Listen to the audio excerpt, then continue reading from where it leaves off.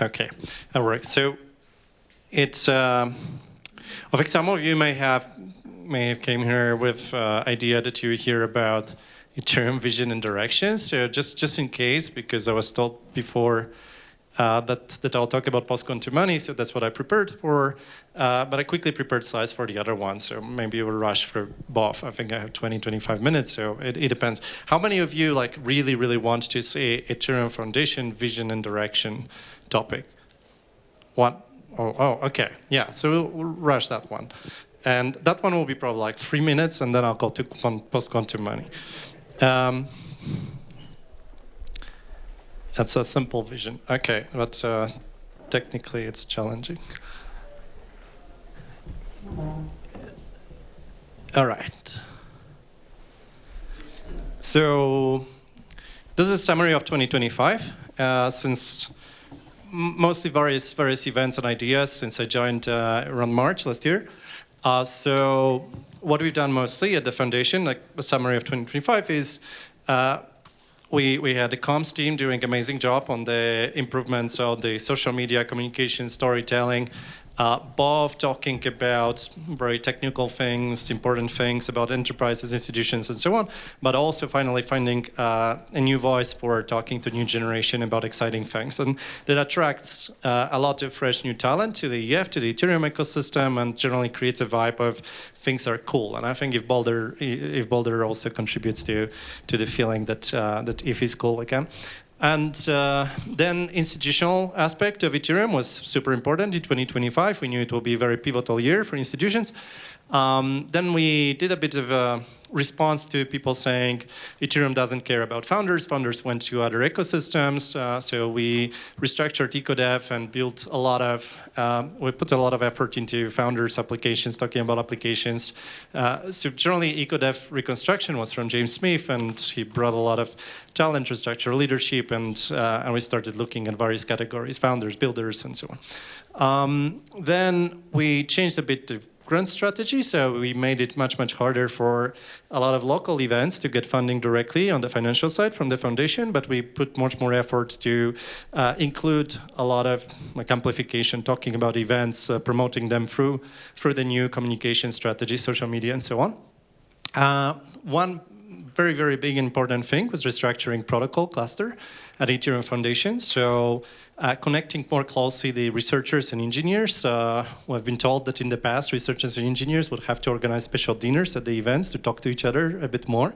Now they are working at the same teams, they're mixed together, and they focus on the specific tracks. Particularly, we talk about scale 1, scale 2, improve UX interop, and that's where researchers and engineers are working together on getting the goals delivered. $1 trillion security was a big initiative on reviewing the ecosystem for what are the biggest pain points on security aspects. And then we had 2 forks shipped back to Osaka. Big feedback from the ecosystem. We didn't ship on time. There's lots of delays. Sometimes it took 1.5 years to deliver a fork. So we showed that we can deliver 2 forks a year. And maybe this year we'll repeat it. Maybe this will be more like every 9 months. But it's going in a good direction. And we have some standards and forecasts and so on. Privacy cluster changes, but this is still being structured. And we talked about 10 years of Ethereum. We celebrated around the world. Decentralized AI team was established. And then we started hubs, physical hubs, with the external teams. So again, most of the cases, they are either not funded at all or barely funded by Ethereum Foundation. Those hubs, we push a lot for the local teams being able to be self-sufficient and have local sponsors, usually either VCs or some very vibrant communities with sponsors from the local teams. And the KVMs were a really big topic. So that's a summary of the last year. Probably many other things, but those were the ones that I was usually talking about the most. And here's a bit of quick review in pictures. So we announced protocol changes in June. In May, we were announcing $1 trillion security initiative. This is the dashboard that was just launched recently. So here's more like a result of that work for 2026. So we continue this. Treasury policy was announced in June. I think that we'll see a bit more of the results of this one because this, like in a week or two, we'll be announcing DeFi coordination team. Finally made some important hires for that team. For a long time, we were looking for the right people. I'm super excited about the people that will be supporting DeFi at the foundation. And also, I just learned that we are in a queue for the validators to push them to mainnet, so Ethereum Foundation will maintain some of the validators to stake its own ETH. So these are two parts of the Treasury policy. The AI team recently announced, very, very timely, ERC 8004 landing on mainnet to support agentic AI. These are the hubs: London, San Francisco, Lagos, Dubai, Rome, Hong Kong.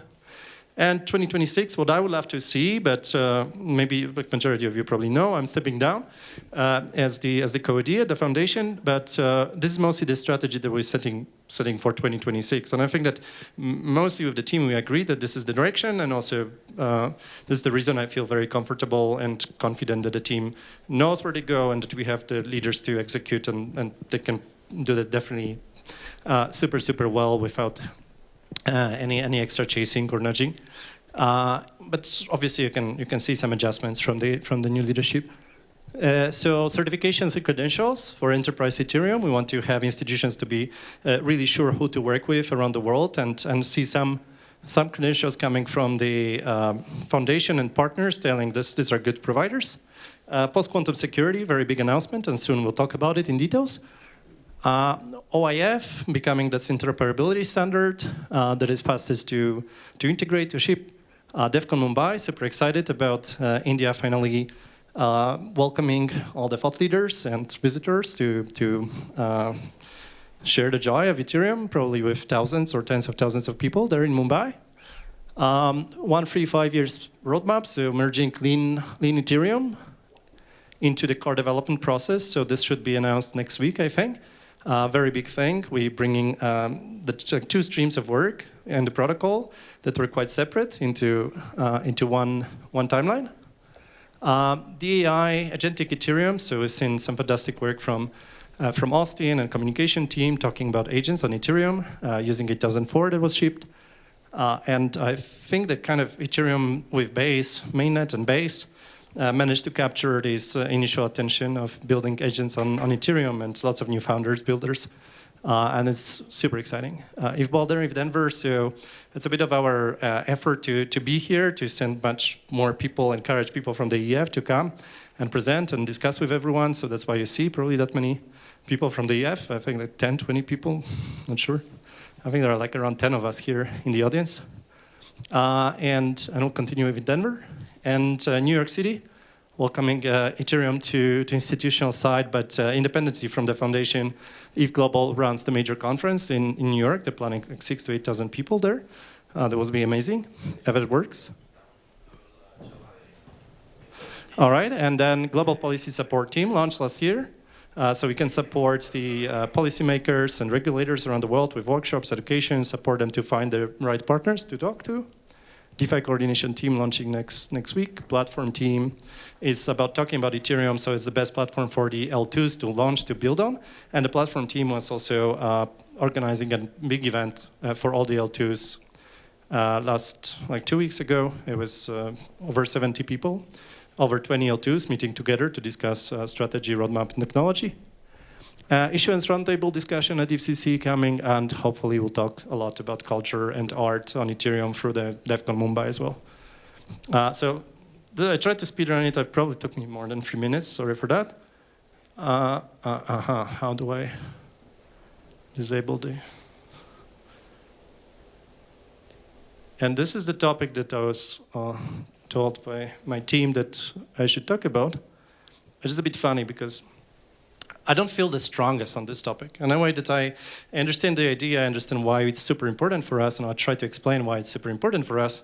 But technically, I felt like, I don't know exactly what we're doing there on the EIP levels or how the team delivers. So it doesn't mean I'm not prepared. I spent 8 hours today preparing for this one for you and reading all the materials that the team sent me. So hopefully I'll be able to summarize. But you have to forgive me that if there will be some technical details that I will not explain best, or maybe I'll share with you some information that might be a few months old that was replaced in the meantime.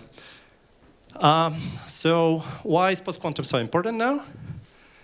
Because, maybe not because the timelines are so bad. The timelines might be suggesting that well, maybe it's 2030, maybe it's 2035. Some people would say it's 2040 when we have the computers that are actually relevant for risks to cryptography on Ethereum. But a big aspect of everyone talking about post-quantum security is that there's already some kind of anxiety among the people in the financial industry who are looking at Ethereum and thinking, is it technology for many years?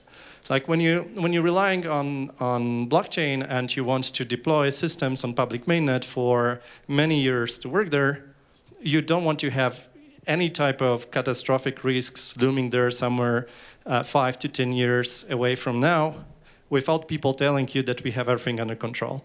So majority of our effort now is to show how much effort we put in the past into planning, researching, scheduling, building roadmaps for post-quantum security. I'll try to show that. So Bitcoin particularly is very worried about the outcome of the post-quantum threats. The biggest worry, I think, is that there is around, I think, 6 million BTC at risk total. Some of it is from the Taproot accounts, I think. Around 1.9 million BTC is like Satoshi accounts and some other legacy accounts. And then you have also accounts on fly that can be intercepted when you're signing transactions, but this is like a less of a threat because you'd have to have quantum computers that are capable of breaking the cryptography very, very fast. But majority of those addresses are at risk in Bitcoin, even with quantum computers that will like take weeks to try to break those addresses, right? So this creates a lot of uncertainty among people that think, what if it comes earlier? Especially with AI acceleration now, lots of new announcements around quantum are coming very fast. And I think that there's also a lot of uncertainty about how much we know about the quantum computers, as much of that technology might be being developed by the governments in stealth mode without all the latest being published to everyone. So massive uncertainty.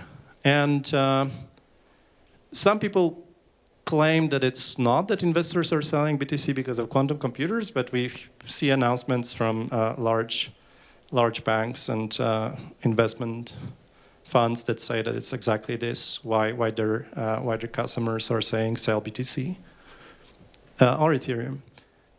So some problems. Harvest now, decrypt later. This is the idea that with quantum cryptography, with quantum computers, you'll be able to look at existing encrypted traffic that exists nowadays, store it for the future, and then decrypt it.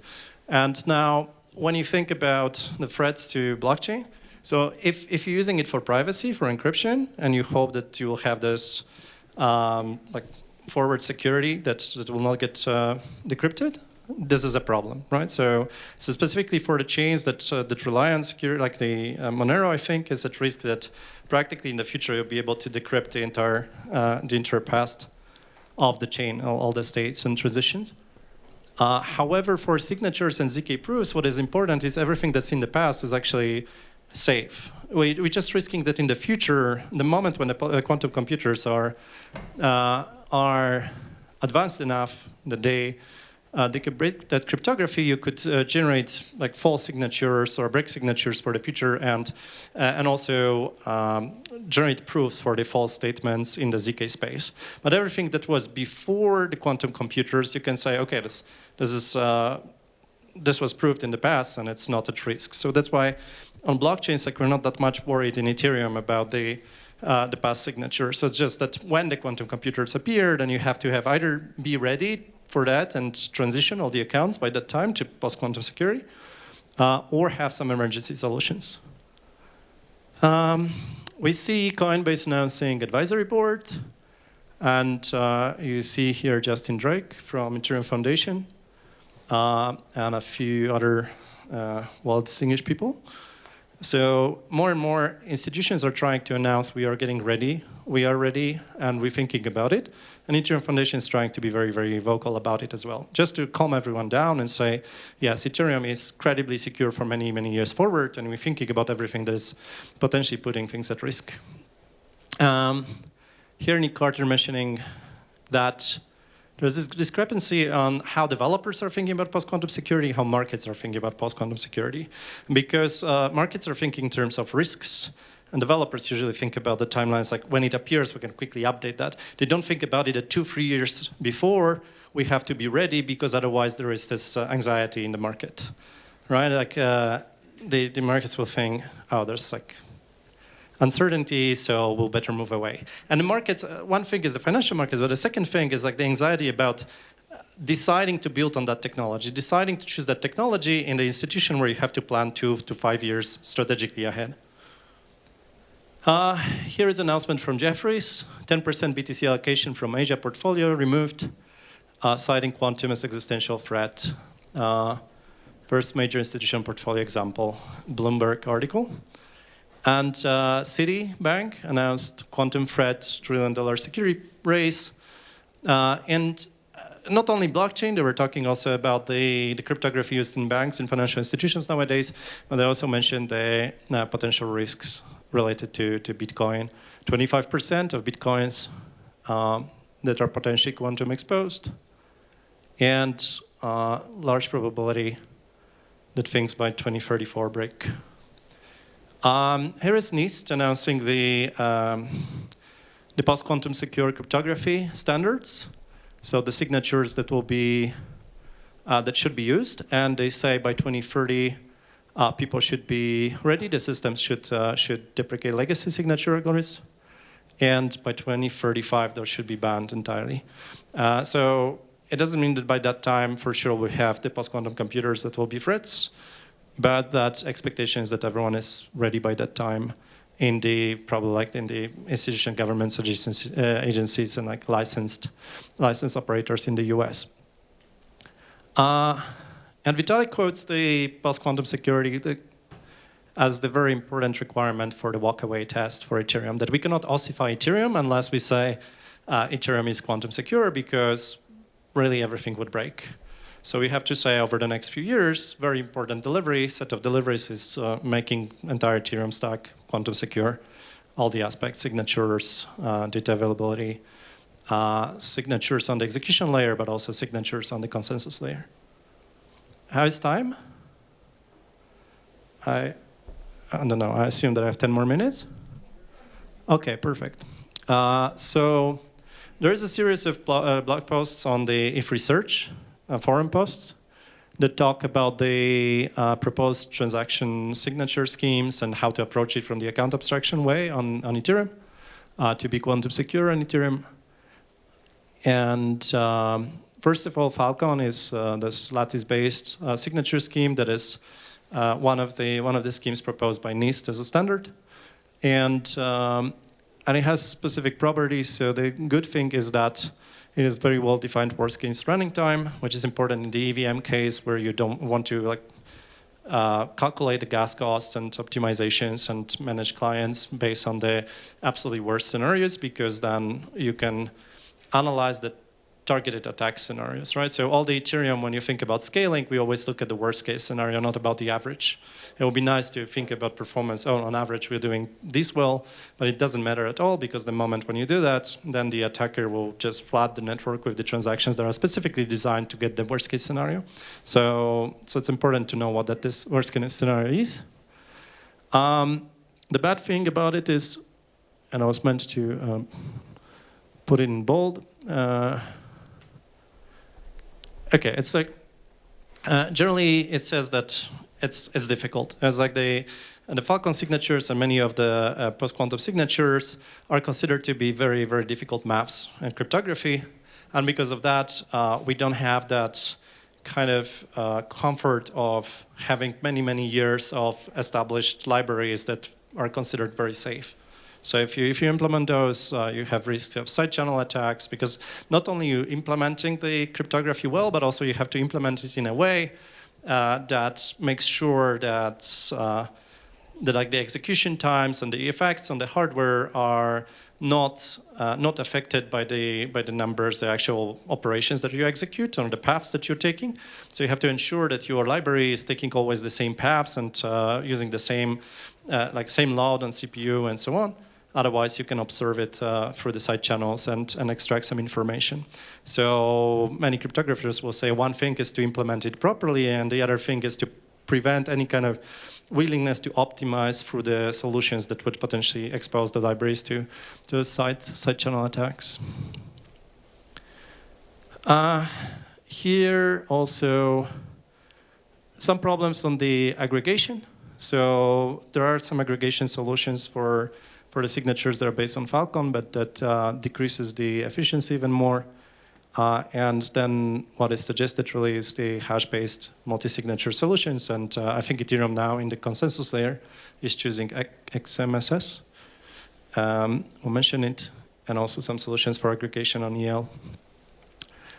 So consensus side, the Ethereum research now is proposing solutions around XMSS. And that's what mostly was worked on in the Lean Ethereum roadmap, right? And I mentioned that we integrating Lean Ethereum into the core development protocol roadmap proposal, which means that we'll be proposing post-quantum security roadmap to the all core devs for review.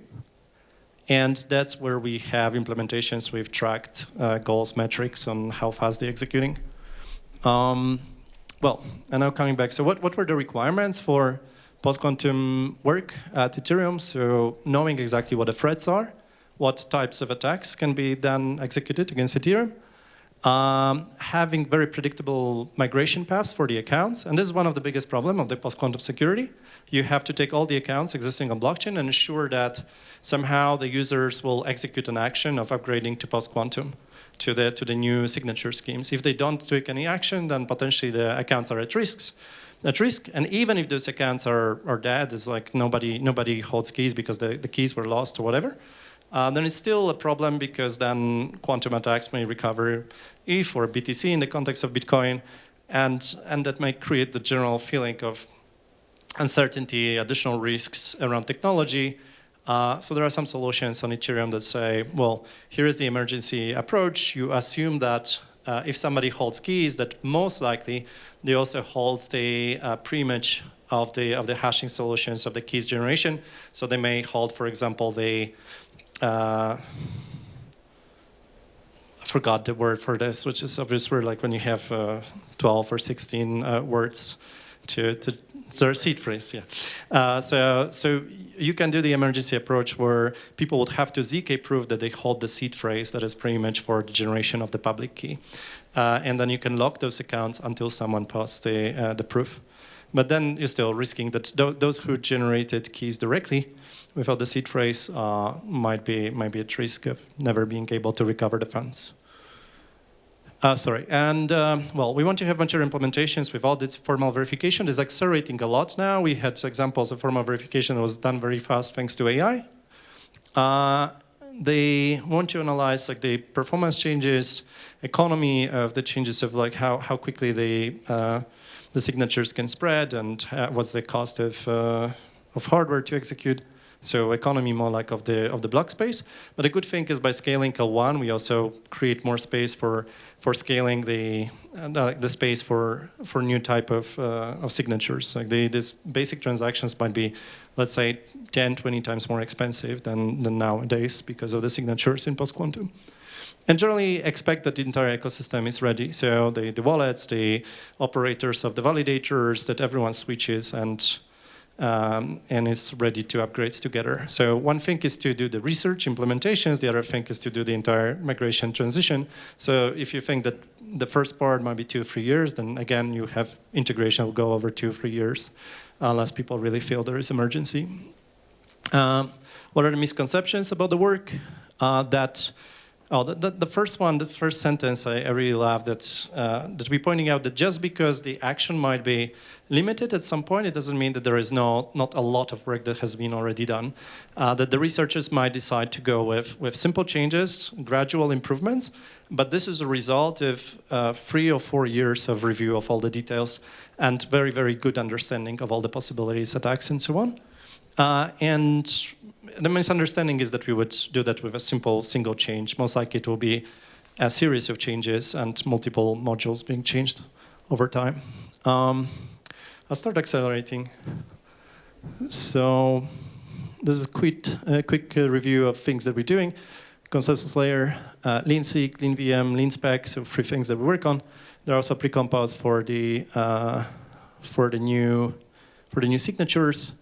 And here's the roadmap, actually, that when it was presented in Bangkok, the people said Ethereum is slow and is thinking very slowly about the roadmaps. But now it shows that we already 2 years into a lot of preparation for post-quantum, and that nowadays it starts calming down people because they say, oh, you're already midway, and we're building the solutions that we've worked on. So that roadmap was not that bad in the end. So Ethereum shows that that roadmap is being followed. Can you go to the previous one second?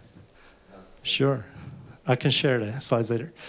And this is tracking the performance of the lean signatures. The signatures, I think this one is for hash-based, okay, so it's XMSS. And we're already seeing the verification times that look promising. And then for multi-sigs, for aggregations, it's a bit slower, but generally the progress is very, very promising. So we are super happy with the work. These are the Devnets that were launched for interoperability between the clients, multiple clients, implementing Devnets for post-quantum. Now, post-quantum Devnet 2, I think, is active at the moment. Here is the research progress. So the website, the Lean Ethereum Lean Roadmap website is extremely detailed and very well coordinating all the efforts for post-quantum security on Ethereum. Here are some of the video examples: post-quantum security Lean Call 2 in February last year, and subspec in September 25, and we continue with lots of specifications, and you can track everything. Here is the emergency response that I mentioned about. Here is the announcements from Justin Drake from 2 or 3 weeks ago that we rushed immediately after we realized that financial markets globally start to talk more and more about the threats and start feeling very, very anxious. And we said, okay, let's publish that Ethereum is really, really well prepared. It's a lot of work, but also lots of work has been done. So the all-core devs post-quantum, run by Antonio Sanso every 2 weeks. The Devnets running, the workshops being executed. There was a meeting in Cambridge, and we plan another one this year in Cannes, and then again in Cambridge, I think, in October. The formal verification and massive funding for those, $1 million for the bounty, post-quantum roadmap integrating, and education, and this.